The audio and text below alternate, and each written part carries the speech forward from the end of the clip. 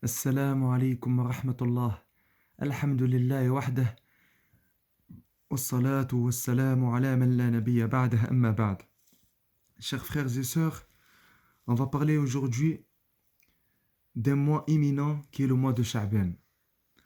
Premièrement, sachez que le jeûne est une adoration très très importante et très méritoire. Les ulama citent plusieurs mérites et récompenses du jeûne. Une dizaine, ils en citent beaucoup, on va en citer une dizaine. Premièrement, le jeûne n'a aucune adoration qui ne lui est similaire ou égale. Le prophète alayhi salatu wassalam, il dit dans un hadith, alayka bis-sawmi fa innahu la mithla lah. Il a recommandé le jeûne à un compagnon, il lui a dit car il n'a aucun égal à lui. Ça veut dire jeûne l'obligatoire et jeûne des jeûnes surérogatoires des nafilas, car le jeûne n'a aucun semblable à lui dans la récompense et dans la faveur et le mérite. Deuxièmement, le jeûne est une cause d'acquérir encore plus de sincérité, car le jeûne est un secret entre toi et Allah. C'est pour ça que le ulama ici une devinette, quelles sont les deux adorations que quand tu les fais, il n'y a aucune ostentation. Ils disent l'adhan et le jeûne, l'appel à la prière et le jeûne. Car quand tu fais l'adhan, le shaitan y part. Et le jeûne, quand tu le fais, personne ne te voit, personne ne sait si tu as mangé ou tu n'as pas mangé. Donc, le jeûne augmente la sincérité du serviteur.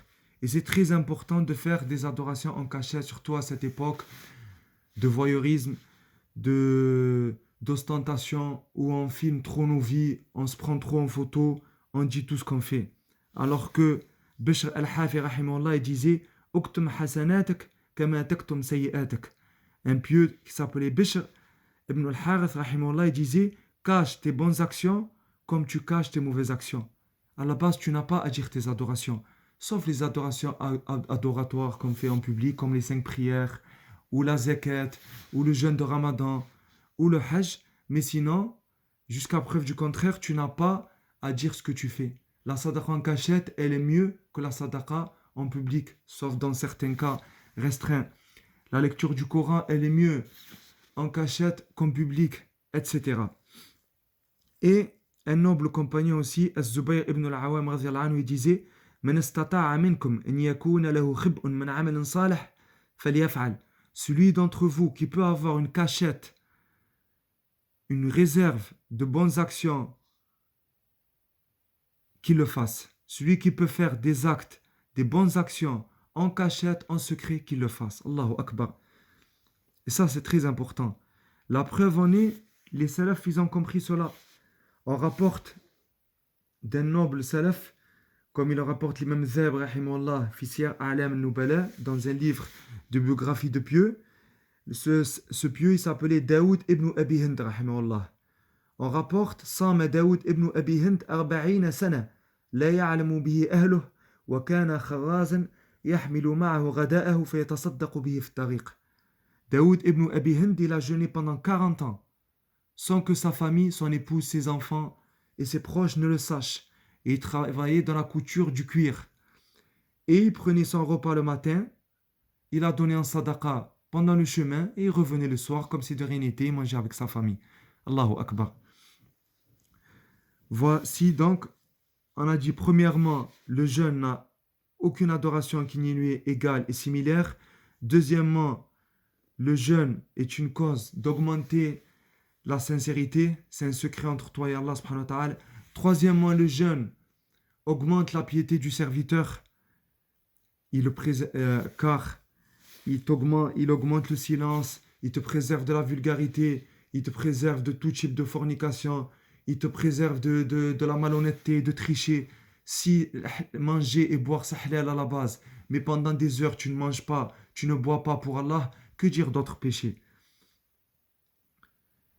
Quatrièmement, la récompense du jeûne est illimitée. Comme il est venu dans un hadith, le prophète alayhi salatu wassalam, comme il est venu dans un hadith, toute action du fils d'Adam sera multipliée de 10 à 700 fois. Et Allah subhanahu wa ta'ala dit, sauf le jeûne, car il est pour moi et je le récompenserai. Tout acte qu'on fait, sadaqa ou autre, la récompense elle est multipliée de 10 à 700 fois. Sauf le jeûne, sa récompense elle est plus de 700 fois, elle est illimitée, et il n'y a qu'Allah subhanahu wa ta'ala qui nous en récompense et qui en connaît la récompense. Pourquoi? Parce que le jeûne fait partie de la patience. Et la patience, comme il est venu dans un verset, sa récompense elle est illimitée.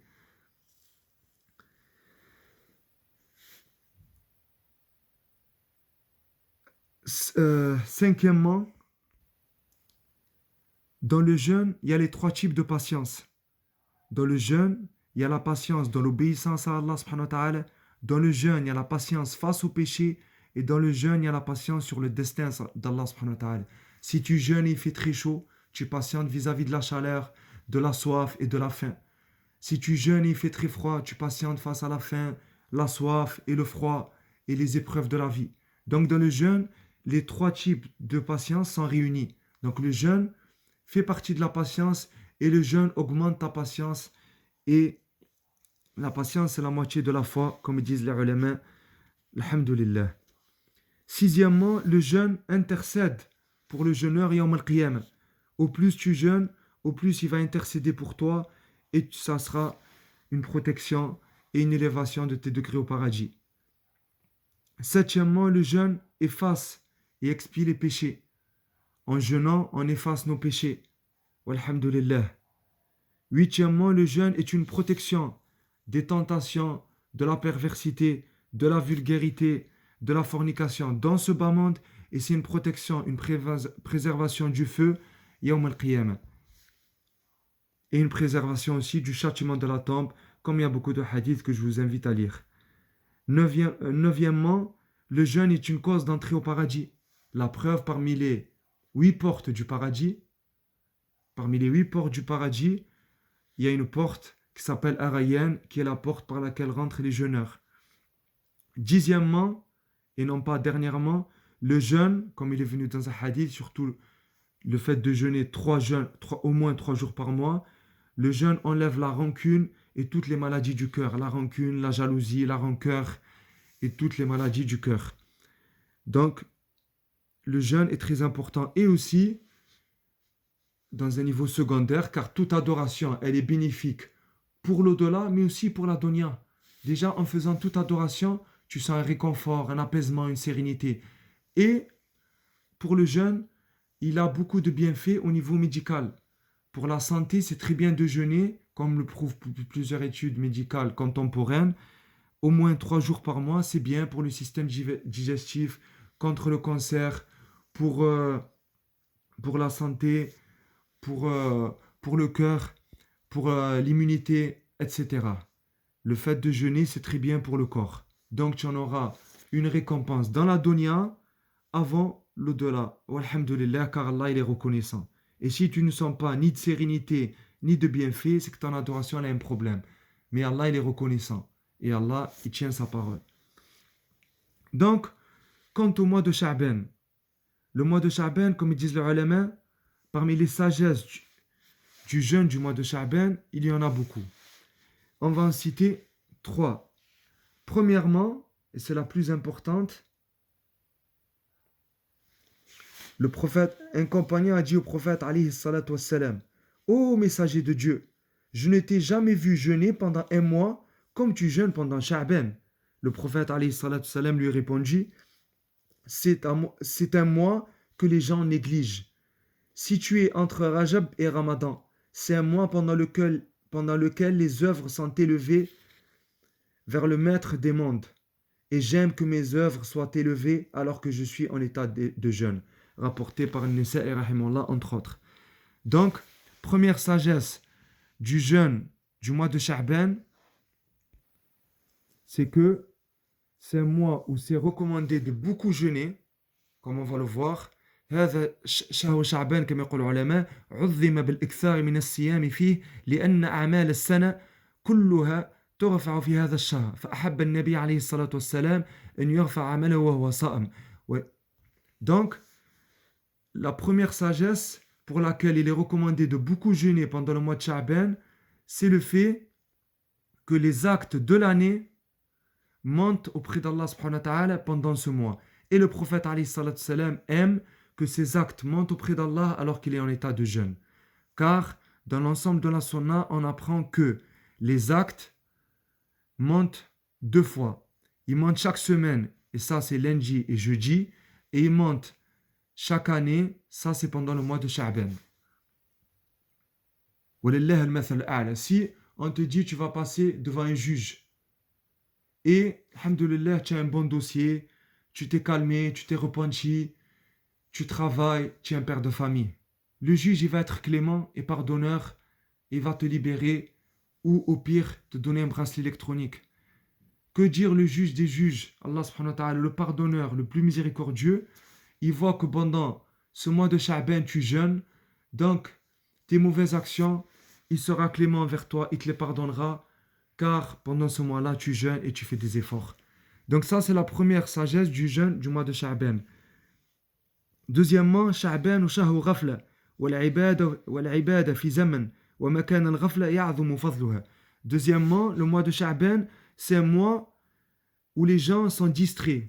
C'est un mois que les gens négligent. Et c'est une règle de la religion, l'adoration en temps d'insouciance ou dans un endroit d'insouciance et de distraction, elle a plus de récompenses. C'est pour ça que quand tu fais le dhikr dans le marché, ou quand tu pries au dernier tiers de la nuit, dès que c'est un temps ou un endroit où les gens sont distraits, où il y a peu de gens qui pensent à Allah, où il y a peu de gens qui évoquent Allah, et toi tu le fais dans cet endroit ou dans ce temps, tu as plus de récompenses. Dans le marché, à la fin de la nuit, et aussi pendant le mois de Sha'ban. C'est pour ça qu'on a plus de récompenses. Troisièmement, c'est recommandé de jeûner, c'est une sagesse, c'est bien de jeûner au mois de Sha'ban, لأنه من فعل النبي عليه الصلاة والسلام, car c'est la sunna et c'est l'acte du prophète عليه الصلاة والسلام. Comme on rapporte Salama radhiyallahu anha, il n'y a pas un mois où le prophète عليه الصلاة والسلام jeûnait le plus comme le mois de Sha'ban. C'est un mois qui jeûnait beaucoup. Et quand on regarde bien les hadiths, il ne le jeûnait pas entièrement, mais il en jeûnait la majorité, la plupart. Donc la plupart du mois de Sha'ban, le prophète alayhi salatu salam l'a jeûné. Donc ça fait partie du suivi de la sunna et de jeûner la plupart des jours du mois de Sha'ban autant que possible. On en jeûne la majorité et non pas l'intégralité. Car le mois qu'on jeûne intégralement, entièrement, c'est le mois de Ramadan. Et parmi la sagesse de la religion, c'est que toujours, il y a une différence, il y a un temps d'arrêt, de coupure, de pause entre la nafila et el fard, entre le surérogatoire et l'obligatoire.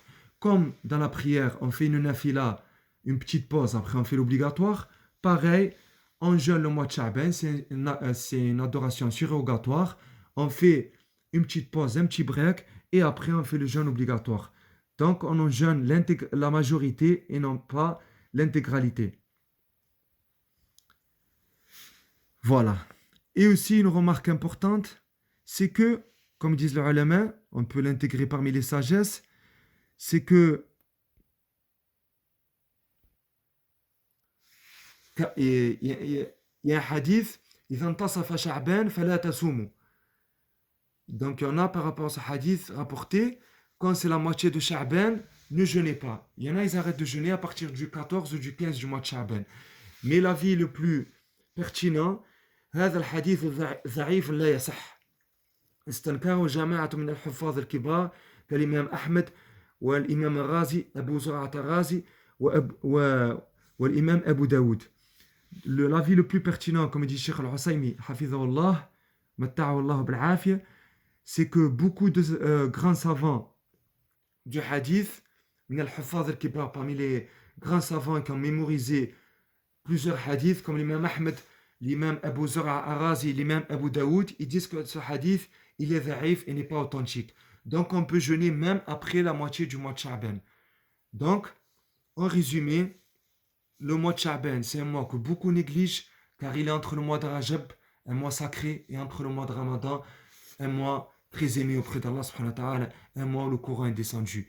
Donc, il est entre ces 2 mois favoris, privilégiés, et les gens n'y font pas attention et le négligent. Donc, on a beaucoup de mérite de le jeûner. Et c'est un mois pendant lequel les actes montent.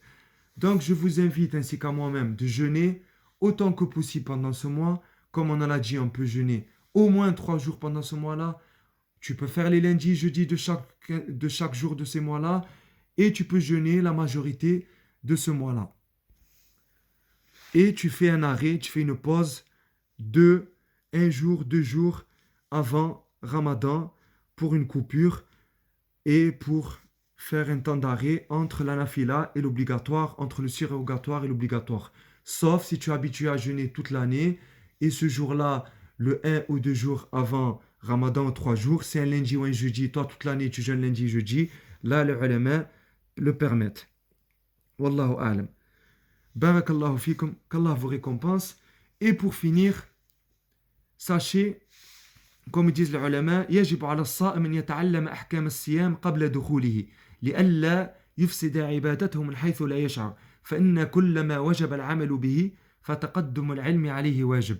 Sachez qu'il est obligatoire aux jeûneurs d'apprendre les règles du jeûne, les règles du mois de Ramadan, avant la venue, l'entrée du mois de Ramadan, pour ne pas annuler son adoration sans qu'il ne le sache, par ignorance. Mais là, ce n'est pas une ignorance pardonnée, car c'est obligatoire d'apprendre. Donc, tu as le péché de l'ignorance. Et tout acte obligatoire, c'est obligatoire, avant de le faire, d'apprendre la science qui lui est relative. Donc, avant le mois de Ramadan, tu dois apprendre pour toi, tes enfants et ton épouse, leur enseigner les jeûnes, les règles relatives aux jeûnes du mois de Ramadan, qu'est-ce qui est bien de faire, qu'est-ce qui n'est pas bien de faire, quelles sont les politesses du mois de Ramadan, etc. Quelle est la récompense? C'est très très important. J'ai 2 vidéos qui en parlent et c'est très important. Barakallahu fikum. Car, comme il dit Bishr ibn al-Harith, rahimahullah, Man lam ya'raf thawab al-a'mali thaqulat alayh. Celui qui ne connaît pas la récompense des actes, elles lui seront pénibles. Les actes lui seront pénibles et lourds. Au plus tu connais la récompense de l'acte, au plus tu en connais les règles, au plus tu vas être poli, bien éduqué et au plus tu auras la motivation pour le faire. Barakallahu fikum. Allahumma ballighna Ramadan wa anna ala siyamihi wa qiyamihi. Allahumma yassir lana siyama Sha'ban. Qu'Allah nous aide à bien jeûner le mois de Sha'ban. Qu'Allah nous aide et fasse qu'on soit vivant pendant le mois de Ramadan et nous aide à bien accomplir le jeûne et la prière. Qu'Allah vous récompense. De même, augmenter les sadaqas, augmenter la lecture du Coran pendant Sha'ban. Barakallahu fikum. Wassalamu alaikum wa rahmatullah.